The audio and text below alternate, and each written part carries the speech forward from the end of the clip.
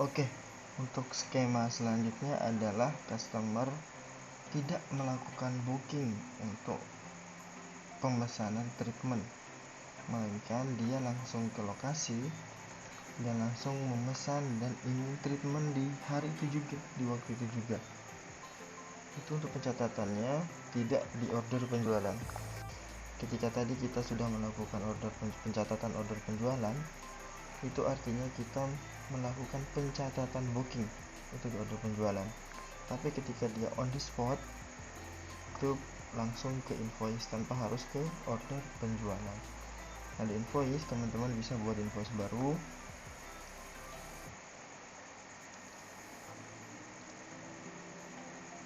lalu mengisikan beberapa informasi. Yang pertama adalah pelanggannya. Di sini misalkan pelanggannya adalah Muhammad Lutfi lagi, karena dari contoh ini Muhammad Lutfi nomornya sudah valid ya.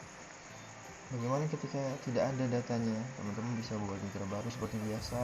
Ini pilih klien, ini diisi nama lengkap, di sini email valid,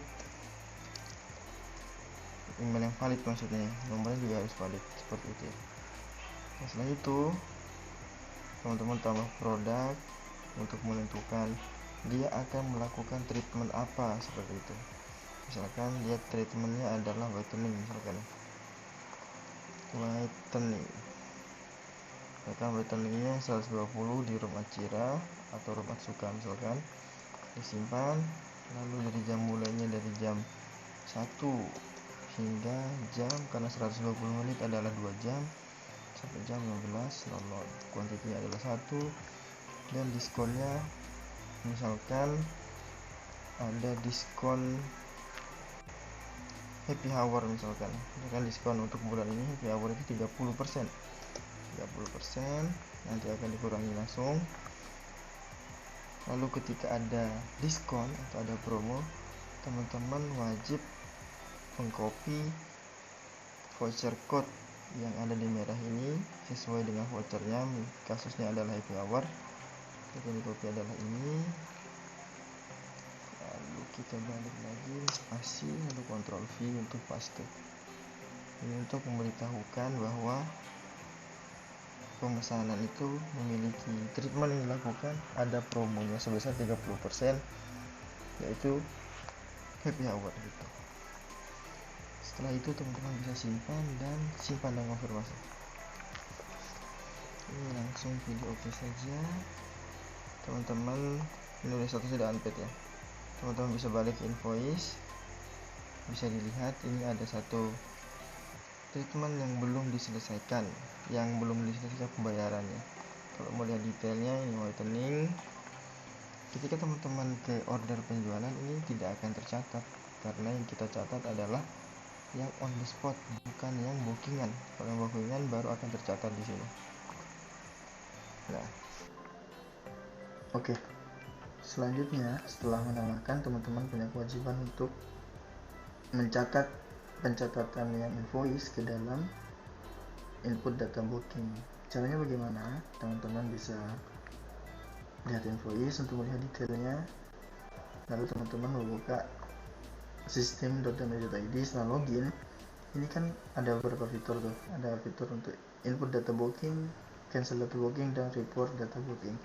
Nah, kalau input data booking diklik, dia akan diarahkan ke sini untuk melakukan pencatatan seperti itu.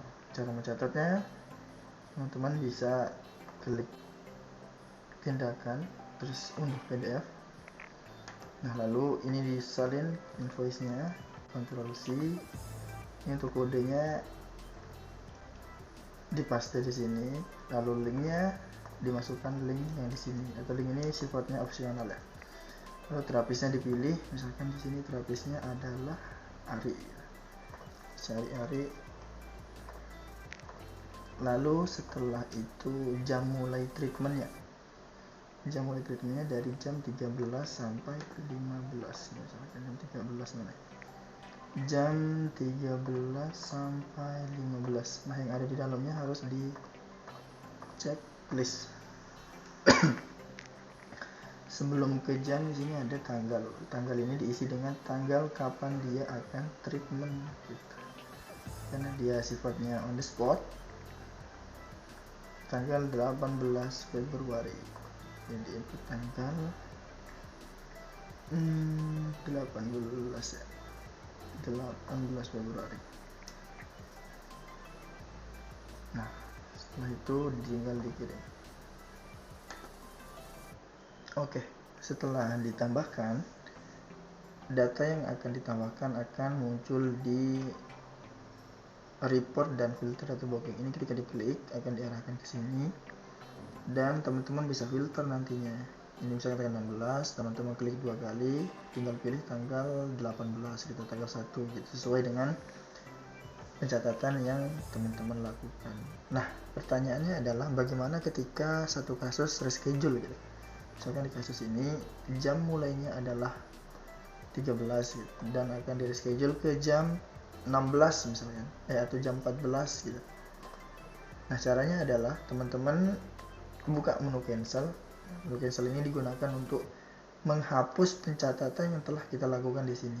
Tadi kan kita mencatat di input data booking, teman-teman menginputkan SKU-nya gitu ya, teman-teman menginputkan invoice-nya kan ya, kodenya, terus di submit. Nah, ketika ingin dihapus data ini, misalnya ada perubahan, teman-teman tinggal masukkan kodenya untuk menghapus apa yang teman-teman lakukan tadi di sini, di input di sini. Tinggal dikirim. Lalu setelah itu teman-teman input ulang dengan data yang terbaru atau dengan setelah disesuaikannya waktu gitu, misalkan di reschedule dan lain sebagainya gitu.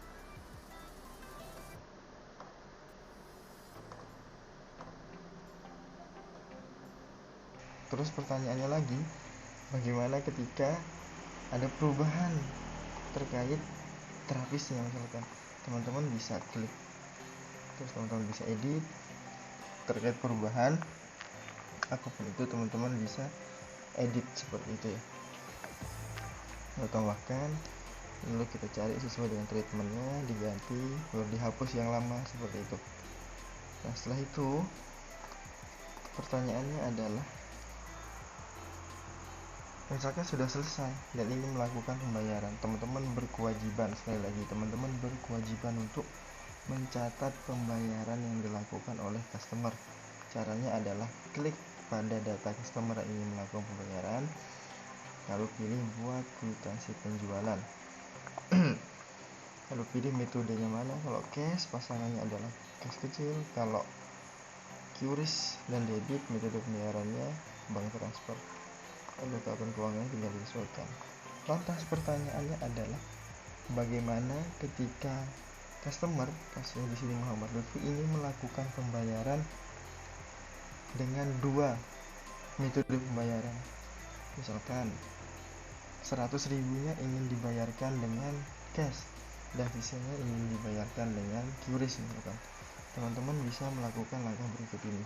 Yang pertama adalah akan cash sebesar 100 ribu ya, cash kecil, ini bisa diganti 100 ribu dulu yang dilakukan, lalu simpan dan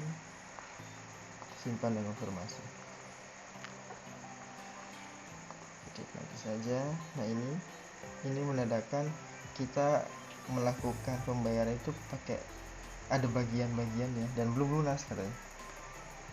Jadi yang totalnya segini, jumlah terhutangnya masih segini, 127.500 rupiah. Tadi karena kasusnya adalah akan dibayarkan dengan dua metode pembayaran, satunya 100.000 menggunakan cash dan sisanya itu menggunakan QRIS. Jadi teman-teman harus selesaikan pembayarannya, pencatatannya, buat kwitansi baru, lalu pilih bank transfer, dan tadi adalah QRIS. Jumlahnya adalah ini sisa jumlah yang belum dibayarkan. Bagaimana jika 3 metode pembayarannya? Teman-teman tinggal dikurangi aja 100 misalkan. Seperti itu. Tapi ini kita kasusnya adalah 2 misalkan. Terus simpan dan konfirmasi. Itu saja, dan statusnya paid. Setelah statusnya paid, teman-teman berkewajiban juga untuk mengirimkan bukti pembayaran ini dengan cara klik lalu kirim invoice, lalu di uncheck untuk email, yang di checklist adalah WhatsApp, lalu klik WhatsApp. Ini akan buka tab baru dan akan redirect ke WhatsApp web teman-teman. Jadi teman-teman ketika melakukan pencatatan wajib membuka WhatsApp web. Ini berhubung saya punya aplikasi WhatsApp, dan ini disuruh buka aplikasinya. Misalkan di sini, dia akan langsung ke sini. Nah, sebelum teman-teman mengirim pesan ini, terlebih dahulu kita akan mengedit beberapa format yang ada di pesan ini. Untuk pengeditannya sudah kita sediakan di spreadsheet. Di sampingnya ada chat format. Ini yang kita penempatan di baris kedua, kita copy dulu, nanti saya jelaskan. Lalu di baris kedua yang ini kita ganti, yang awalnya bukti saya kirimkan rincian tagihan Anda. Berikut saya kirimkan rincian tagihan Anda diganti dengan tadi. Berikut saya kirimkan rincian pembayaran Anda. Dan untuk teks yang di akhir ini itu dihapus. Nah, seperti itu. Lalu yang di sini diganti. Lihat detail invoice Anda di sini. Jadi formatnya seperti ini, teman-teman. Setelah itu tinggal dikirim. Nah, untuk hasilnya akan seperti ini. Ini karena saya mengirim ke WhatsApp saya pribadi, jadi pesannya sama seperti itu.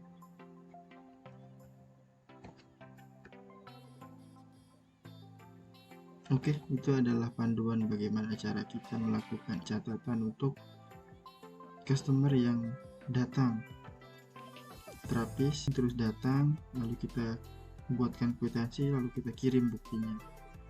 Kurang lebihnya mohon maaf. Apabila ada pertanyaan bisa menanyakan kepada tim. Terima kasih.